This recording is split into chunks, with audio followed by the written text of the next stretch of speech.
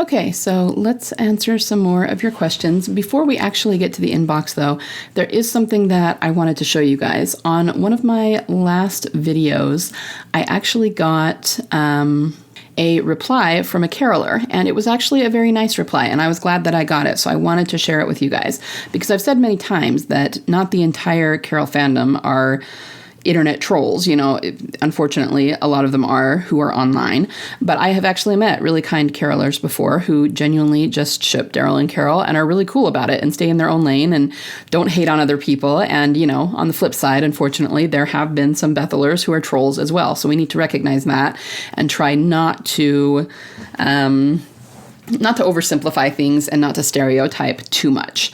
Okay, so this is what they wrote. They said, "Hi, TWD Music Box Mystery. Just about the carolers and the showrunner thing. That's just a small corner of our part of the fandom. There is a huge," we'll let you read that, called My MT Heart, who masquerades as someone with serious inside connections to AMC and apparently writes TV scripts, etc.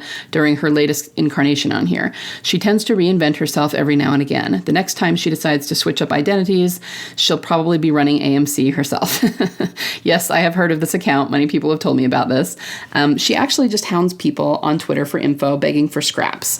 She lied about Carol's voice on the radio being AI and said Daryl Dixon would be canceled. People only hold worth creatively if they're women, and POC or Melissa McBride, and everyone else is a piece of shit and tends to just rewrite the narrative when it suits her.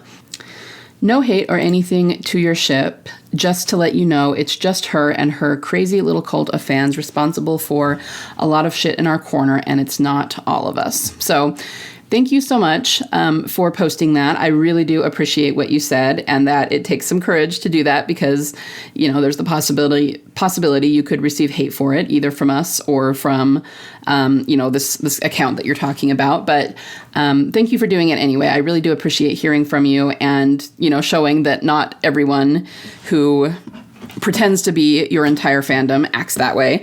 And I want you to know that I do know that. And if every once in a while I sound a little bit scornful about, quote unquote, the carolers at large, I am just talking about those people who are being trolls and are, doing really terrible and narcissistic things online. But I do not mean to include, and I should definitely be more clear about it, I do not mean to include those of you who are really wonderful people who just happen to have a different ship than ours, because I've always been a ship and let ship kind of person, So thank you so much for posting that. I really appreciate it, and all the best to you.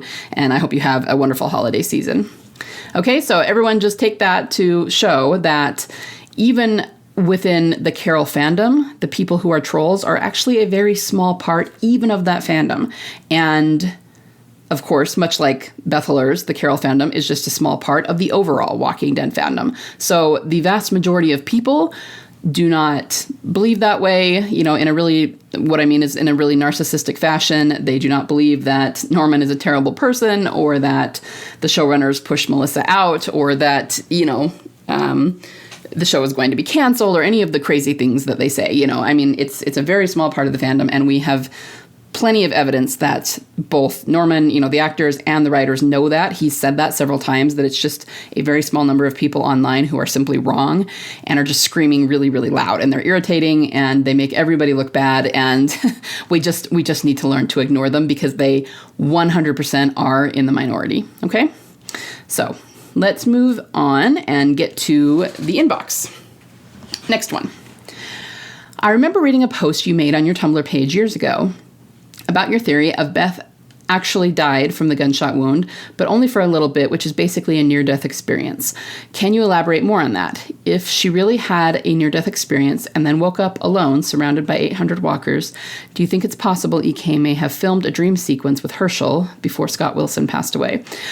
I would absolutely love that if they showed him in some sense, if they had some sort of filming with him. I think that would be so cool, and it would be so sweet. It's definitely possible. I mean, I've kind of had that as a headcanon sometimes of, Beth telling a story about how she almost died, and, she had some sort of near-death experience where she almost crossed over, but then her dad showed up to tell her it wasn't her time, or, you know what I mean? I think it's something that a lot of us have entertained. And they did do it with Rick. I mean, that was after Scott Wilson passed and they used AI. So they could do it either way, really. As to her actually dying, there were two things that went into that. The first is the battery theory, because we see a lot of, batteries entangled with Beth's symbolism, and very often the batteries have, quote unquote, died in some capacity. So back in season 4, when Daryl and Michonne and everybody were going to the veterinary college, they lost Zach's car to a walker horde, and then they found a van, and there were red and green wires, which is the death and resurrection symbolism. But when Daryl tried to hotwire the car, it didn't work. So they had to go find a battery, and it was kind of dead too. Bob said that the cells looked dry, so they had to put in the battery, and they used water to sort of wake it up, so you can kind of see the symbolism there and why the water symbolism is so important. But we see things like that quite often, that there's a battery that's basically dead, but then they find some way to bring it back to life. So it has to do with the battery theory. The other big one we saw was in Strangers, when Carol finds that battery pack in the trunk. Do you remember that? And that's another big one that we don't probably talk about enough. So it's in 502. Daryl and Carol are getting water with the rest of the group and heading back to Gabriel's church, and they find a car on the side of the road. And it's dead, but Carol opens the trunk, and there's, I don't know what it's called. It's one of those portable, battery jumper kind of things. And that really should be dead. I mean, that car has been there a while. It's probably been there months, and there should not be any juice left in that battery pack, but there is. So that's another way that it foreshadows Beth. And then there's the fact that she found it in the trunk, which is where Beth was probably left. So lots of symbolism there. And logistically, it was because Carol was trying to leave. So she ends up using it to restart the car so that she can take off. But that's exactly when Daryl comes out to stop her, and they see the Grady car. Anyway, so it has to do with the battery theory, but it also, I think, back in the day was my way of explaining why there is definitely a lot of death symbolism around Beth, and there are things that suggest that maybe she really did die. And so I think I was, in a lot of ways, trying to justify that, and, it very well could be true. I'm not saying that I've changed my mind about that. I think she very well could have died, died on the table, her heart stopped for a minute kind of thing, and then after that it restarted. Especially given that Emily's recent post about her new song where she said it was a near-death experience. And there was just nothing really obvious about that music video that made it seem like a near-death experience. So it felt like she was hinting at something there. So yeah, I think it very well could be. But the other thing is, even if I'm wrong about that, you have to have death in order to have resurrection. You can't be resurrected if you're alive the whole time, right? And even though we do believe that Beth didn't really die, it's just a symbolic thing. Like, to Daryl, she did die. To Team Family, she did die in their minds. And so, she had a symbolic death and then resurrection. But if she really did die because her heart stopped, and she was clinically dead for, however long, then that would make sense too. So, hopefully that helps a little bit. And that's all to say that, yeah, I think that's very possible, and I would absolutely love it if they brought Scott Wilson back in some way. That would be super fun. But yeah, and then, in light of Fear the Walking Dead recently with Alicia's return, I think that also plays into it, that Alicia kind of had a near-death experience. We don't know for sure that she actually died, but like I said, her final episode before this last one, where she signed off, we weren't even entirely sure if she was supposed to be alive or not. It almost felt like as she died and went to heaven sort of thing, and obviously that wasn't true. She actually was still alive, but I think it all works together in a similar way. So thanks for the question. I hope that answers that. All right. In Rick's departure episode of the flagship show, there is so much parallels between him and Beth. So much that it's hard to keep count at this point. Can you believe it? Let's not forget about Jada. She had parallels with Morgan in that episode. Interesting. After Rick blew up the bridge, the large horde of walkers walked into the burning bridge and fell into the river. He was still severely injured and needed medical attention. Jadis happened to be nearby and took him to the CRM for help, and thus he was gone for years, nowhere to be found from TF's perspective. Same thing with Beth. After she was shot, she woke up and found herself surrounded by walkers, but thankfully Morgan was nearby and took her back to Grady for help, while blindly unaware of the fact that she's been there previously and tried to escape. And thus she was gone from TF's perspective, and she was nowhere to be found.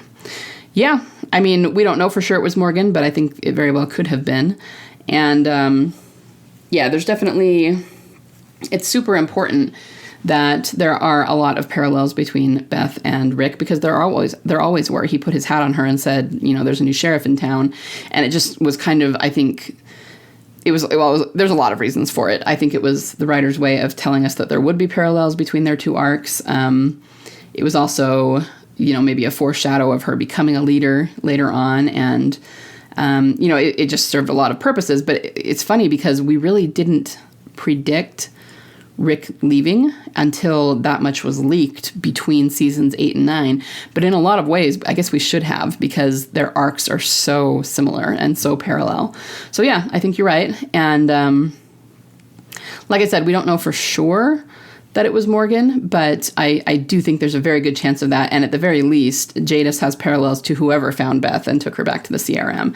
And yeah, I think you're probably right that it was Morgan. So yeah, I really like that. And thanks for sending that in. I agree. Looking back at the Grady arc, have you noticed something strange? There were quite a handful of Grady cops, with only a few of them dead as far as we know on screen. Captain Hansen, Gorman, Jeffries, O'Donnell, and Dawn. They all played a part in Grady, big and small, and all of them had dialogues with the exception of Captain Hansen and Jeffries. There were others left alive post-coda: Shepard, Licari, Bello, Tanaka, Alvarado, McGinley, and Franco.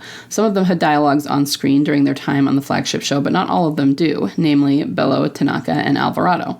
Why keep them alive post-coda if they don't have any line of dialogue to speak? Why waste money casting the actors and actresses for the roles when they have no lines as far as we know? The more I personally think about it, the more it doesn't make any sense. It all just ties back to Beth being alive theory, and that's been around for years at this point, thanks to you beautiful and intelligent people of TD. It's the unspoken Grady cops who are going to play a bigger role post-coda and eventually have spoken line dialogues. Then this could only mean that Beth survived, and the powers that be is saving all of that for her story. Otherwise, the powers that be wouldn't have killed them all off the moment Team Family witnessed Beth getting... Otherwise, they would have killed them all off the moment Team Family witnessed Beth getting shot if she's really dead, which isn't like at all. Take a look at the Alexandrians. So many of them died at this point, and not a lot of them had dialogue lines. I think Aaron is the only sole survivor as a native Alexandrian right now. What do you think? Yes, I absolutely agree.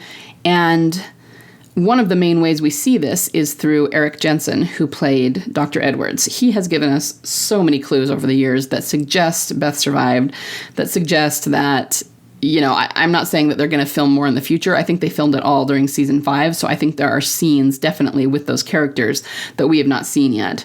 And, a few of the others, I'm not going to remember his name right now, have also given us some hints, but not quite as many as Eric Jensen. So yeah, I absolutely think that's true. And one thing that people said, it wasn't so much in terms of the characters as in terms of the location.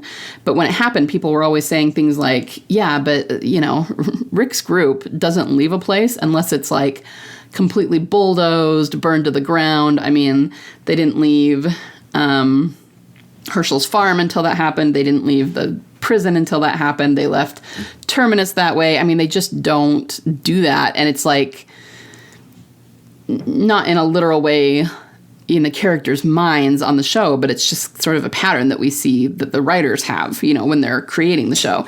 So the idea that they left Grady standing tells us that at some point they're going to go back to it.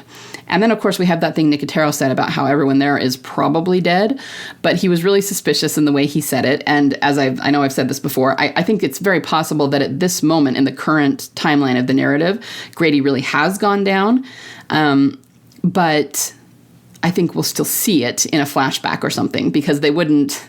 Once again, that's a loose end. We don't know what happened to the people there. We don't know what happened to the community. We don't know, any of that. And so I think that, much like Morales, even if they only bring those people back to tell us that Grady is gone and then kill them all off or something, I still think that they will. And you're right that if that's the case, what would be the point of that? Why not just take care of it in season 5 so they didn't have to come back to it? It has to be because there's more story to tell and more than that they have planned for those characters. And I can't imagine what that would be other than in conjunction with Beth surviving. So yeah, I 100% agree. I think you're right.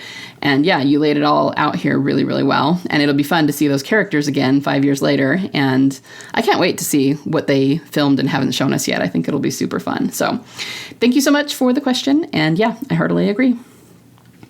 Okay, I'm going to cut it off there for today, but I'll be back with more tomorrow. Bye.